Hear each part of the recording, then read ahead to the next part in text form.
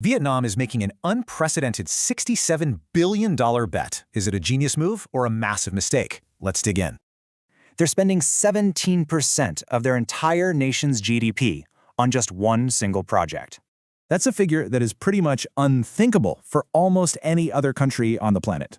To put that into perspective, it absolutely dwarfs other famous mega projects we've seen around the world. So, this is the project, the North-South Railway, and it could literally be the thing that makes or breaks the nation.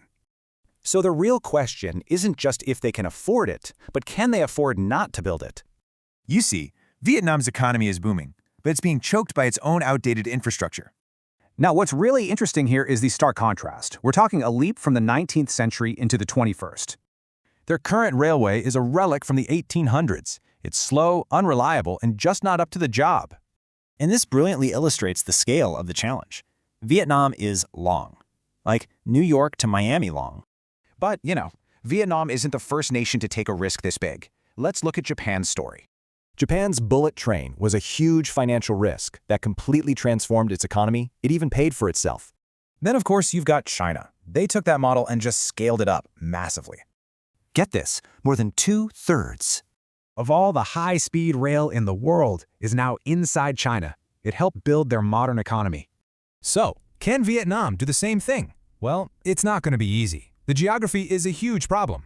High-speed rail needs a dead straight line, and, well, Vietnam's coastline is anything but that. So this geography means a staggering 60% of the line has to be built on elevated viaducts.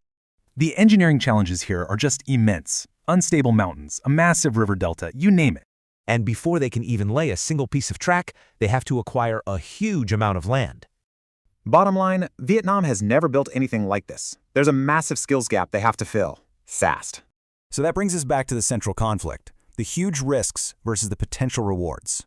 Spending this much could cripple other vital sectors, but success could totally reshape the entire economy. After 15 years of just talking about it, the timing for this massive gamble might finally be perfect. So the question remains, is this a transformative leap into the future or just a gamble that's one step too far?